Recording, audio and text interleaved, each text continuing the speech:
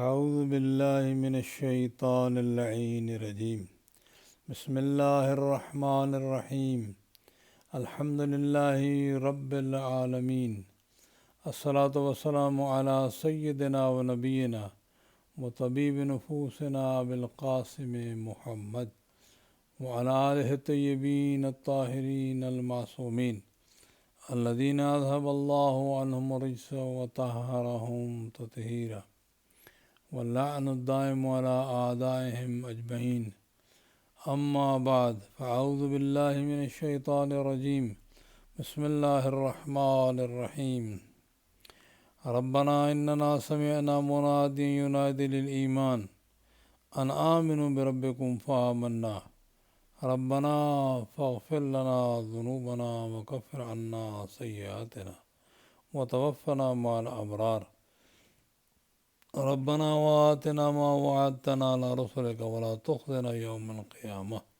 إنك لا تخلف الميعاد فاستجاب لهم ربهم أني لا أضيع عمل عامل منكم من ذكر أو أنثى بعضكم من بعض فالذين هاجروا وأخرجوا من ديارهم وأوذوا في سبيلي وقاتلوا وقتلوا لأكفرن عنهم سيئاتهم ولا أدخلنهم جنات تجري من تحتها الأنهار ثوابا من عند الله والله عنده حسن الثواب صدق الله مولانا العظيم وصدق رسولنا الكريم ونحن على ذلك من الشاهدين والشاكرين والحمد لله رب العالمين۔ معزز و محترم سامعین، آپ کی خدمت میں سلام۔ اور آج 23 رمضان المبارک کے دن جو ہے بہت بڑی عید ہے، اور کل رات جو گزری ہے وہ بہت عظیم رات تھی، جو ایک رات جو ہے وہ 1000 مہینے سے بہتر ہے۔ ہمارے ہاں زیادہ جو احتمال ہے، ویسے تو آخری جو 10 دن ہیں ماہ مبارک کے 10 راتیں ہیں، ان میں جو طاق راتیں ہیں، یہ مسلمہ بات ہے، اس میں سے ایک رات جو ہے وہ لیلۃ القدر ہے۔ ہمارے ہاں جو بہت زیادہ اشارے ملتے ہیں وہ اس 23ویں دن کے ملتے ہیں، یعنی 23ویں رات کے ملتے ہیں، رات کو وہ لیلۃ القدر شمار ہوتی ہے۔ اور اہل سنت کے ہاں یہ ہے کہ 27 کو وہ ختم قرآن بھی کرتے ہیں، اور لیلۃ القدر کے طور پر نزول جشن قرآن وہ مناتے ہیں۔ ہمارے ہاں 23 کو رات کو بھی اعمال ہوتے ہیں، اور 23 کو دن کو بھی جشن نزول قرآن ہوتا ہے۔ مومنین جو نہیں کرتے ان کو بہرحال 23 کو ضرور جشن نزول قرآن ہونا چاہیے۔ یعنی جشن سے مراد یہ نہیں ہے کہ جو عام دنیا جشن مناتی ہے، یہ جشن بالکل اسی طرح ہے کہ رب کا شکریہ ادا کیا جائے، رب کا اس کی حمد و تعریف کی جائے، اور اس کے اس بڑے احسان کا کہ جو اس نے کتاب ہدایت ہماری طرف جو ہے وہ بھیجی ہے، اس پر اس کا شکریہ ادا کیا جائے، اور قرآن کے صدقے میں اپنی دعاؤں کی قبولیت کے لیے جو ہے وہ التجا کی جائے، گناہوں کی بخشش کے لیے التجا کی جائے۔ جس طرح رات بڑی عظیم تھی، دن بھی بہت عظیم ہے، تو اس مرحلے پر آپ کی خدمت میں کل بھی مبارک پیش کی تھی، اور آج بھی اس عظیم دن کی مبارک پیش کرتا ہوں۔ اللہ آپ کو اور ہمیں اس دن کے صدقے میں ہماری دعائیں بھی قبول فرمائے، گناہ بھی معاف فرمائے، اور ایک بڑی مصیبت جو آج کل آئی ہوئی ہے کرونا، اس سے حفاظت فرمائے اللہ، اور دیگر مصائبات سے بھی اللہ کریم حفاظت فرمائے۔ حضرت گرامی، ان آیات کی تلاوت میں نے کی جس میں رب العالمین نے ارشاد فرمایا، اس سے پہلے سے ہی تعلق ہے ان آیات کا، کہ ان فی خلق السماوات والارض واختلاف اللیل والنہار لآیات لأولی الالباب، زمین و آسمان کی تخلیق میں اور دن اور رات کے آنے جانے میں عقل مندوں کے لیے نشانیاں موجود ہیں۔ وہ اس بات تک حتماً پہنچ جائیں گے کہ کوئی اس سارے نظام کو چلانے والا ہے۔ ظاہر ہے کہ یہ حرکت ہو رہی ہے، رک نہیں رہے، اور یہ تبدیلی جو ہو رہی ہے، تو ہر آدمی آسانی سے سمجھ سکتا ہے، بالکل وہ نہ مانتا ہو خدا کو، لیکن اسے اگر مناسب انداز سے بات کی جائے تو یقیناً مان لے گا کہ اس کے پیچھے کوئی ذات ہے، اور وہ ذات بھی بڑی پاورفل ذات ہے، اور جو ہے وہ روزانہ یہ سلسلہ چل رہا ہے، وہ حی بھی ہے، قیوم بھی ہے، ساری کائنات کا سہارا ہے۔ البتہ یہ باتیں جو ہے تھوڑی سی مزید سمجھنے کی ضرورت ہے، اس میں رسول گرامی اور ائمہ کی ضرورت ہے۔ کبھی انسان سوچتا ہے کہ کوئی ذات تو ہے لیکن کوئی بہت بڑی ذات ہے، بڑی سے مراد وہ اپنے وہ وجود جسم کو ماننا شروع کر دیتا ہے، اور کبھی مختلف عنوان سے، لیکن اگر وہ ائمہ کی خدمت میں آئے گا، وہ فرمائیں گے کبھی بھی یہ نہ سوچو کہ وہ مخلوق میں سے کسی جیسا ہے، کوئی مخلوق جیسا، اس مخلوق میں اس جیسا کوئی نہیں ہے، اس لیے کہ وہ خالق ہے، یہ مخلوق ہے۔ مخلوق کو ایک دوسرے جیسا بنا کر اللہ نے اپنی ذات پہ دلیل قائم کی ہے کہ اس جیسا کوئی نہیں، اور مخلوق کو محتاج بنا کر اس بات پر دلیل ہے کہ وہ کسی کا محتاج نہیں۔ لاکھوں درود و سلام ہوں بالمومن کی ذات پر کہ انہوں نے نہج البلاغہ کے خطبات میں یہ چیز بیان فرمائی ہے کہ وہ یہ نہیں ہے کہ تنہائی سے تنگ تھا اس لیے مخلوق کو بنایا، اور بلکہ اس نے لطف و کرم کرتے ہوئے بنایا، احسان کے طور پہ بنایا۔ یہ اسی طرح جو ہے وہ اس ساری مخلوق کے سہارا بننے پر اس کو سہارا اس ساری مخلوق کا سہارا وہی ہے، وہ تنگ نہیں ہوتا، تھکتا نہیں اس مخلوق کو چلاتے ہوئے، اور نہ اس سے پہلے کوئی ایکسپیرینس کیا، نہ کسی ایکسپیرینس سے مدد لی، نہ اس کو کوئی مشیر ہے، نہ اس کا کوئی جو ہے وہ ہیلپر ہے، نہ اس کو کسی ہیلپر کی ضرورت ہے۔ یہ ائمہ نے تفصیلات بیان فرمائی۔ انسان یہاں تک تو پہنچ جاتا ہے نظام کائنات کے جو ہے وہ اگر تھوڑا سا غور کرے، لیکن اب مزید آگے باتیں بھی پہنچ سکتا ہے، لیکن یہاں اس کو رہنمائی کی ضرورت ہے کہ توحید کے متعلق سوچتے ہوئے اس کو جو ہے اہل بیت کے دامن کو پکڑنا چاہیے تاکہ کہیں غلط نہ سوچیں۔ یعنی اللہ جو ہے وہ کہاں ہے، کیسے ہے، مولا فرماتے ہیں خدا کے بارے میں یہ سوال نہیں ہو سکتا وہ کہاں ہے۔ کہاں سے مراد وہ کسی مکان میں ہے تو وہ تو خدا نہ رہا، وہ تو محدود ہوا۔ خدا تو اللہ محدود ذات ہے، اور وہ کیسے ہے، کیسے سے وہ کیفیات کہ اس میں تبدیلیاں آتی ہیں۔ آج وہ جیسے کہ ہم بیمار ہوتے ہیں، ہمارے متعلق کسی صحت کے متعلق سوال ہوتا ہے، کیسے کے متعلق لفظ کیسے سے بھی خدا کے متعلق سوال نہیں ہو سکتا، کہاں سے بھی سوال نہیں ہو سکتا، کب جب جو بھی ہے یہ خدا متعلق کے بارے میں یہ الفاظ ادا نہیں ہو سکتے۔ اگر ہوں بھی صحیح تو یقین اس کا معنی جو ہے وہ تعویل کرنا پڑے گی۔ آنا جانا، لیٹنا، بیٹھنا کرسی پہ، یہ سب باتیں جو ہیں توحید سے سوچ کے مخالف بنتی ہیں۔ بہرحال یہ اس لیے میں بار بار عرض کر رہا ہوں کہ قرآن مجید مختصراً بیان فرما دیتا ہے، اور ہیں یہ چیزیں قرآن مجید میں، لیکن مولا نے ایک خطبے میں 184 نمبر خطبہ ہے خالصتاً توحید کے بارے میں گفتگو فرمائی ہے۔ اگر کوئی اتنا بڑا نہیں ہے، 2-3 صفحے ہیں، اگر آپ کو موقع ملے تو نہج البلاغہ سے اردو ترجمہ اٹھا کر، انگلش ترجمہ اٹھا کر اس کو پڑھ لیں تو 184 جو ہے وہ خطبہ نمبر ہے۔ آپ کو کبھی بھی شرک جو ہے آپ کے دماغ کے قریب نہیں آئے گا۔ جب وہ سوچتے ہیں کہ زمین و آسمان کی تخلیق میں عقل مند کس کو کہتا ہے قرآن؟ جو سوچ سمجھ کر توحید سے پیار کرتے ہیں۔ آج کل یہ بڑا عقل مند ہے، پی ایچ ڈی کر لی ہے، تو پوچھو اس سے کہ تمہیں اللہ کے بارے میں کوئی معلومات ہیں، کوئی سوچ بھی ہے کہ نہیں، مذہب سے ہمارا کوئی تعلق نہیں ہے۔ واہ سبحان اللہ، یعنی پی ایچ ڈی بھی ہے، ڈاکٹر بھی بنے ہوئے ہیں، لیکن عقل مند جس کو قرآن مجید فرماتا ہے، ذہین جس کو فرماتا ہے، وہ ہے کہ جو توحید کے بارے میں سوچ کر توحید سے پیار کرنا شروع کر دے۔ کون عقل مند ہے؟ جو پھر اس سوچ کے بعد کیا کرتے ہیں کہ اللہ کا ذکر یاد کرتے ہیں، اللہ کو اٹھتے ہوئے، بیٹھتے ہوئے، قیاماً وقعوداً وعلی جنوبہم ولا جنوبہم یتفکرون فی خلق السماوات والارض، یہ عقل مند ہے جو زمین و آسمان کی تخلیق میں غور و فکر کرتے ہیں۔ اور بے شک آج بہت ڈیٹیل میں چیزیں موجود ہیں۔ پہلے زمانے میں تو اتنا صرف دیکھتے تھے، چاند سورج جا رہا ہے، چاند آ رہا ہے، ستارے جا رہے ہیں، سورج آ رہا ہے، موسم بدل رہے ہیں، بادل چل رہے ہیں، یہ تو دیکھتا ہے انسان۔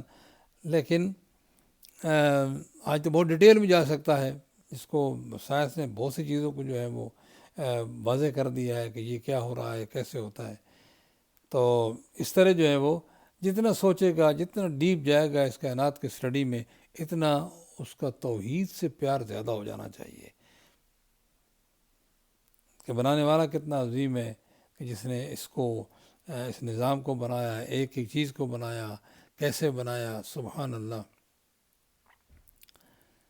قرآن مجید نے متوجہ فرمایا وقتاً فوقتاً جو ہے وہ جب یہ اس بات پر پہنچتا ہے تو وہ کہنے لگتا ہے ربنا ما خلقت ھذا باطلا، اے بار الہ تو نے اس چیز کو، نظام کو فضول نہیں پیدا فرمایا۔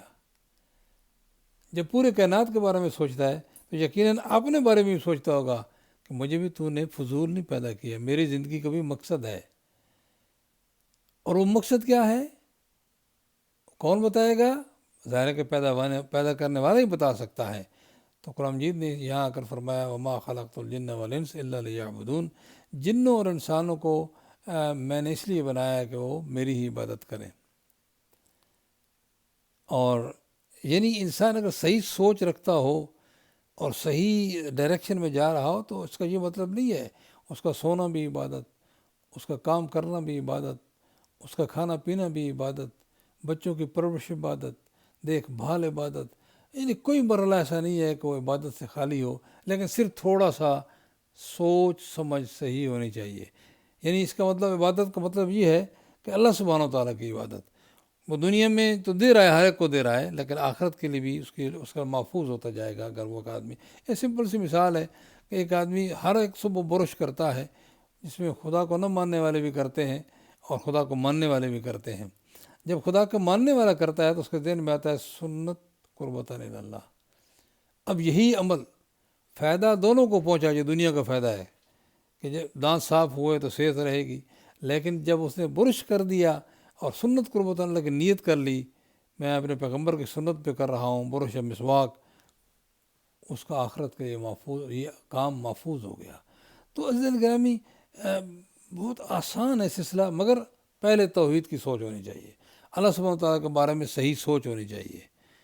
اور اس کا مطلب یہ بھی نہیں ہے کہ سوچ رکھ کے انسان کہ بس یہ سوچ تو آ گئی ہے، باقی کام کیا کرنے ہیں، نہیں۔ سوچ کا مطلب کہ آپ توحید کی محبت میں جو اس نے فرمایا ہے اس کی بات سنو، اور پھر وہ دعائیں مانگنا شروع کر دیتا ہے۔ اب یہ دعائیں وہ زمین و آسمان کے اس کو سوچ کرنا، ربنا انک من تدخل النار فقد اخزیتہ، بار الہ جس کو تو نے جہنم میں داخل کر دیا اس کو ذلیل و خوار کر دیا، وما للظالمین من انصار، ظالموں کا کوئی مددگار نہیں ہوگا۔ پھر فرمایا، پھر دعائیں مسلسل، ربنا اننا سمعنا منادی ینادی للایمان، اے پالنے والے، اے میرے رب، ہم نے سنا کوئی پکارنے والا ایمان کی طرف پکار رہا تھا اور کہہ رہا تھا آمنوا بربکم، اپنے رب پر ایمان لے آؤ جو تمہارا خالق بھی ہے، مالک بھی ہے، رازق بھی ہے، زندگی کے ہر لمحہ اسی پہ ڈپینڈ کرتا ہے۔ فآمنا، میں ایمان لے آیا ہوں۔ ربنا فاغفر لنا ذنوبنا وکفر عنا سیئاتنا، بر الہ میرے گناہ معاف کر، میرے چھوٹے موٹے گناہ، سیئات معاف فرما،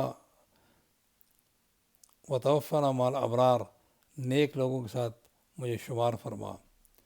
پھر فرمایا، عرض کرتا ہے ربنا وآتنا ما وعدتنا علی رسلک، اے پالنے والے ہمیں وہ دے جو تیری ذات نے رسولوں کے ذریعے وعدہ فرمایا ہے، ولا تخزنا یوم القیامہ، اور قیامت کے روز ذلیل نہ کرنا، رسوا نہ کرنا۔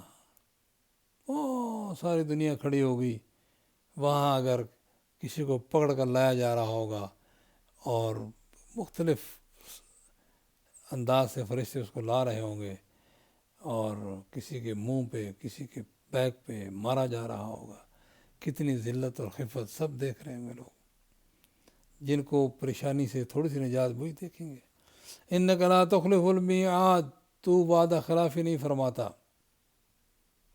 جب یہ دعا انسان کرتا ہے تو قرآن نے اس کا جواب دیا ہے، فاستجاب لهم ربهم، رب نے ان کی دعا کو قبول فرما لیا ہے، انی لا اضیع عمل عامل منکم، میں جو بھی عمل کرتا ہے تم میں سے کسی کے عمل کو، مرد ہو یا عورت ہو، میں ضائع نہیں کروں گا، اس لیے کہ یہ مرد ہے اس کو زیادہ ملنا چاہیے، یا عورت اس کو نہیں ملنا چاہیے، نہیں، جو جس کی ذمہ داری ہے خدا نے لگائی ہے اس کو وہ ادا کرتا ہے، اللہ کے ہاں وہ بلند ہے، عورت ہو یا مرد ہو، ہر ایک کی ذمہ داریاں قرآن نے بیان فرما دی ہیں، حدیث نے بیان فرما دی ہیں۔ بعضکم من بعض، تم ایک دوسرے سے ہو، اور پھر فرمایا والذین ہاجروا واخرجوا، جنہوں نے خود ہجرت کی یا نکال دیے گئے من دیارہم، گھروں سے، وَأُوذُوا فِي سَبِيلِي، اور میری راستے میں ان کو تکلیف ہوئی، اذیت ہوئی۔ ظاہر ہے کہ آسان نہیں ہے گھر کو چھوڑنا، آسان نہیں ہے کہ اگر کوئی نکال دے سب کچھ چھوڑ چھاڑ کے، محنتوں سے گھر بنائے ہوئے اور پھر ہر چیز بنائی ہوئی اپنی رہائش کے لیے، اور چھوڑ کر جانا جو ہے یہ آسان کام نہیں ہے۔ مگر اب فرماتا ہے جس نے میری راستے میں اگر اس کو گھر چھوڑنا پڑا، یا نکال دیا گیا، یا اذیت پہنچی، اور یا جنگ کی، وقاتلوا وقتلوا، یا قتل کر دیا گیا، لَأُكَفِّرَنَّ عَنْهُمْ سَيِّئَاتِهِمْ، ہم اس کی غلطیوں کو معاف کر دیں گے، وَلَأُدْخِلَنَّهُمْ، ہم ضرور ان کو جنات تجری من تحتها الانہار، ہم اس کو ان باغات میں داخل کریں گے کہ جن کے نیچے نہریں جا رہی ہیں، ثوابا من عند اللہ، اللہ کی طرف سے ثواب ہے۔ حضرت گرامی سوچ صحیح ہونی چاہیے۔ واللہ عنده حسن الثواب، اللہ کے ہاں بہترین ثواب ہے۔ ہر جگہ یہ سوچ خدا کے لیے، یہ بڑا، اس کے لیے پریکٹس اور ریہرسل کرنا پڑتی ہے، یعنی نیت کو ٹھیک رکھنے کے لیے ریہرسل کرنا پڑتی ہے مسلسل۔ یہ پریکٹس ہے، نماز ہو، روزہ ہو، دیگر واجبات ہوں، یہ اصل میں پریکٹس ہے کہ قربتاً الی اللہ مجھے یہ کام کرنا ہے۔ پھر مستحبات میں بھی قربتاً الی اللہ۔ اگر اس پریکٹس میں ذہن بن جائے، بنانا ذہن ہی ہے، اس سارے اعمال میں، اس تربیت میں، ایجوکیشن سے اگر ذہن بن جائے، بندہ کامیاب و کامران ہے، رب کریم کی رحمتیں اس کا استقبال کریں گی، بلکہ رب کریم کی طرف سے سلام آئیں گے، اللہ اکبر۔ یہ بات بہرحال اپنے پلے باندھ لے انسان، یہی قرآن چاہتا ہے کہ سوچ صحیح ہو اور اعمال کوشش کرے صحیح کرنے کی، اور یہ سارے اعمال محبت میں ہونے چاہیے۔ حدیث پاک میں آئے، یہ آیتیں جب میں نے تلاوت کی ہیں، 5 مرتبہ اس میں ربنا آیا ہے۔ چھٹے امام فرماتے ہیں ربنا، بڑے زبردست، یعنی خداوند متعال کو یہ بہت پسند ہے یہ جملہ کہ مجھے رب کہیں لوگ، بہت اس میں پیار ہے، اور بندے کی طرف سے پیار ہے۔ رب بھی فرماتا ہے کہ معصوم فرماتے ہیں 5 مرتبہ اس میں ربنا آیا ہے۔ جس آدمی کسی مشکل میں پھنسا ہوا ہو، بیماری میں پھنسا ہو، ان آیات کی تلاوت کرے 5 مرتبہ ربنا۔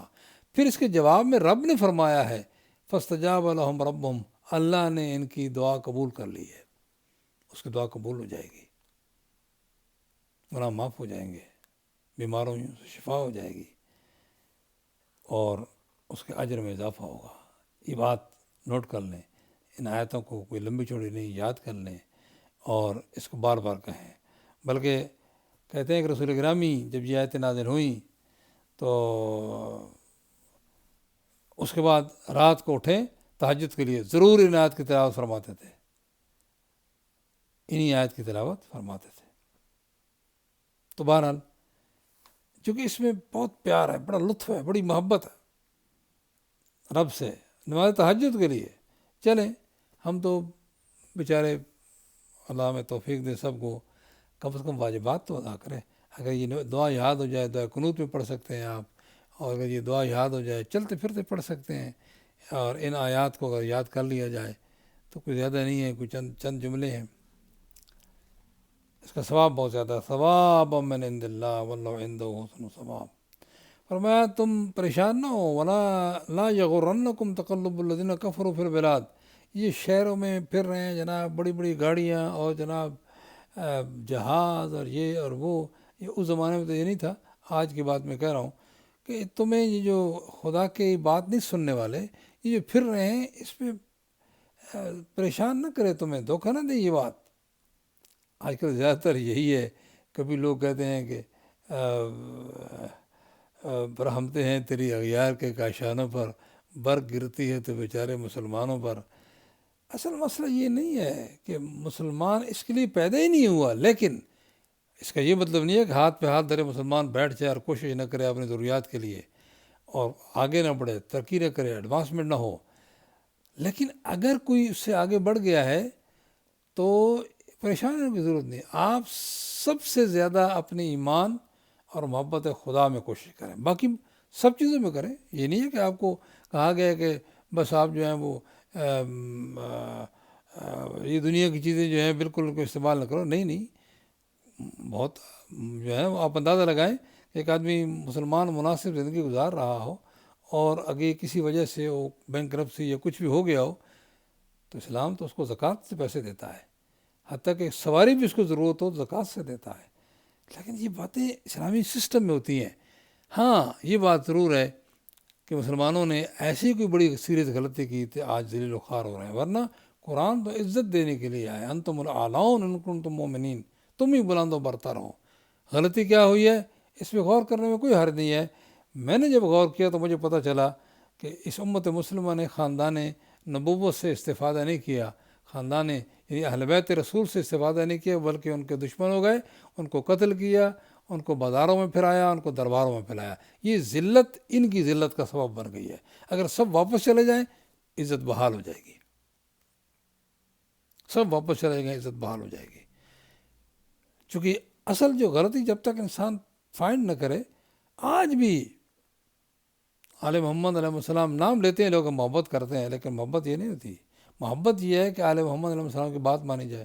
آپ کتب احادیث میں دیکھیں، ایمانداری سے بیٹھ جائیں، کوئی بات نہیں، ضرورت نہیں کسی مولوی سے پوچھیں. آپ صفحے الٹے جائیں، دیکھیں کہ کتنی احادیثیں پیغمبر کی سنن اہل بیت سے لی گئی ہیں.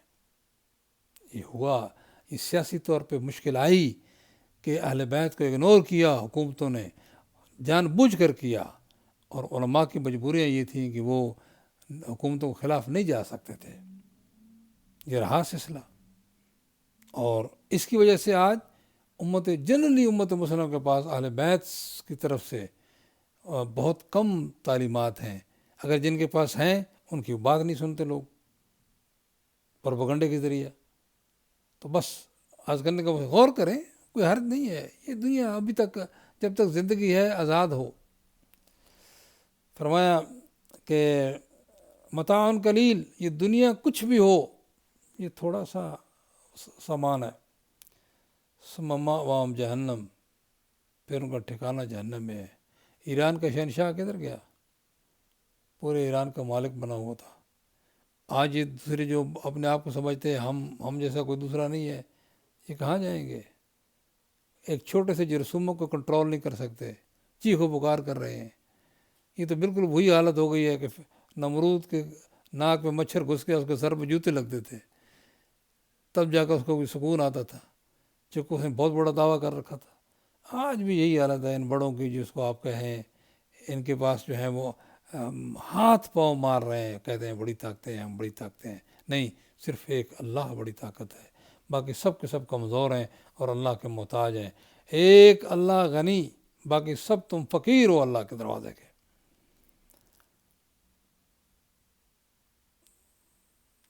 جہنم ان کا ٹھکانہ ہوگا بئس المہاد. ایک آدمی 60-70 سال جیتا ہے، 80 سال جیتا ہے، اس کے بعد ذرا دیکھے، غور تو کرے کتنے سال اخروی زندگی گزارے گا. لہذا دنیا جتنی بھی انسان کمال اکٹھی کر لے، کتنا بڑا بن جائے، پھر بھی یہ قلیل ہے، آخرت کثیر ہے.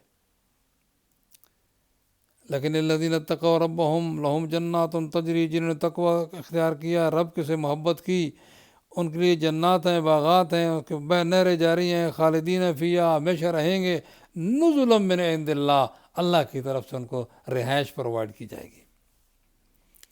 وما عند اللہ خیر للابرار، نیک لوگوں کے لیے جو اللہ کے پاس ہے وہ بہت بہتر ہے.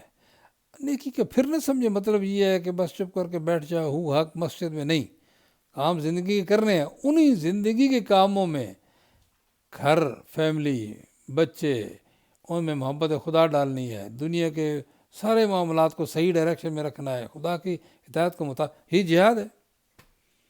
اس لیے جہاد خالی وہ نہیں ہے کہ تلوار اٹھا کر جا کر لڑو، زندگی کے معاملات کو توحید کی ہدایت کے مطابق گزارو، یہ جہاد ہے۔ اس لیے ایک حدیث پاک میں آیا ہے کہ من مات علی حب آل محمد مات شہیدہ، جو آدمی حب آل محمد پہ مر گیا وہ شہید مرا۔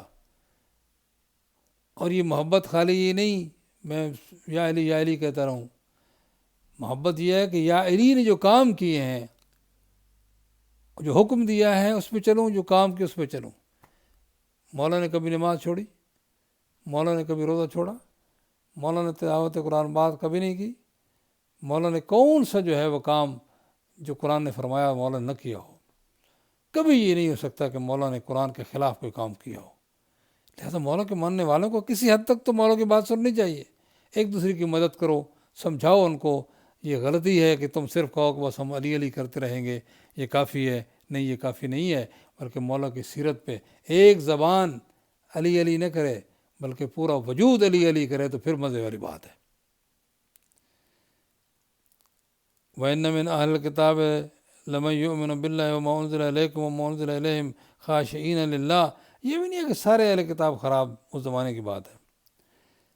جو اللہ پر ایمان رکھتے ہیں اس پر بھی ایمان لے آئیں جو تیری طرف نازل ہوا ہے اور جو ان کی طرف نازل ہوا ہے، اللہ سے ڈرتے ہیں۔ لا یشترون بآیات اللہ ثمنا قلیلا، اللہ کے آیات سے اس دنیا کا مال جو ہے وہ نہیں بناتے، جو ثمن قلیل ہے، ساری دنیا میں دی جائے تو ثمن قلیل ہے۔ اولئک لہم اجرہم عند ربہم، ان کے رب کے ہاں، اللہ کے ہاں اجر ہے ان کے لیے، ان اللہ سریع الحساب۔ یا ایھا الذین آمنوا اصبروا وصابروا ورابطوا واتقوا اللہ لعلکم تفلحون۔ اے مومنو، اللہ کے راستے پر چلتے ہوئے کوئی مشکل آئے تو صبر کرو، اور صبر میں ایک دوسرے کی مدد کرو۔ ورابطوا، جمے رہو عقیدے کی سرحدوں پر، ڈٹے رہو، اور دوسرے سرحدوں پر بھی اگر موقع ملے، اگر کوئی اسلامی حکومت ہو تو ڈٹے رہو۔ واتقوا اللہ، اللہ کا تقوی اختیار کرو، لعلکم تفلحون، اللہ کو راضی رکھنے کے لیے اپنے امور سر انجام دو۔ یہی ہماری زندگی کا مقصد ہے، اور یہی اس کی نعمتیں دینے کا مقصد ہے کہ دیکھو کتنے لوگ ہیں جو مجھے یاد کرتے ہیں۔ ایک چھوٹی سی بات کہ آپ نے کبھی غور فرمایا، ایک جنگ میں حضور کے ساتھ کچھ لوگ تھے، جیسے ظاہر ہے کہ اس میں حضور کے ساتھ میں سے ایک آدمی نکلا، دیکھو نیت کتنا کام کرتی ہے۔ اس نے دیکھا سامنے والے جو دشمن ہے اس کا گدھا جو ہے وہ بڑا زبردست ہے۔ اس نے سوچا کہ جنگ تو ہو ہی رہی ہے تو میں جا کر اسے قتل کر کے تو اس کا گدھا قابو کرتا ہوں۔ یعنی اس کے ذہن میں گدھے کی محبت جو ہے، جس کو عربی میں حمار کہتے ہیں، گدھے کی محبت جو ہے وہ آئی، اور اس نے یہ نہ سوچا، تقرب اللہ کی بات اس کے ذہن سے نکل گئی، وہ بڑھا اس کو مارنے کے لیے، اس نے اسے مار دیا، یعنی اس مسلمان کو قتل کر دیا۔ تو گدھا ملنے کی بجائے خود بیچارہ مارا گیا۔ جناب پتہ ہے آپ کو پیغمبر نے اس کو کیا تمغہ دیا؟ فرمایا شہید الحمار، یہ آدمی گدھے کے پیچھے مارا گیا۔ اگر انسان جو ہے وہ تھوڑی سوچ، یہ بہت آسان بھی ہے مشکل بھی ہے، نیت کو رکھنا جو ہے قربت اللہ، وہ بہت ضروری ہے، تب جا کر اجر ملے گا۔ اگر یہ نہ رکھا تو لوگوں کو دکھانے کے لیے کیا، بڑی نیازیں، بڑی مجلسیں، یہ وہ نعرے والی مجلسیں، اگر لوگوں کو دکھانے کے لیے کیا تو قیامت کے روز بھی حدیث میں آیا کہ اس کو کہا جائے گا جاؤ ان لوگوں سے اجر لو، میرے لیے تو تم نے کیا کچھ نہیں ہے۔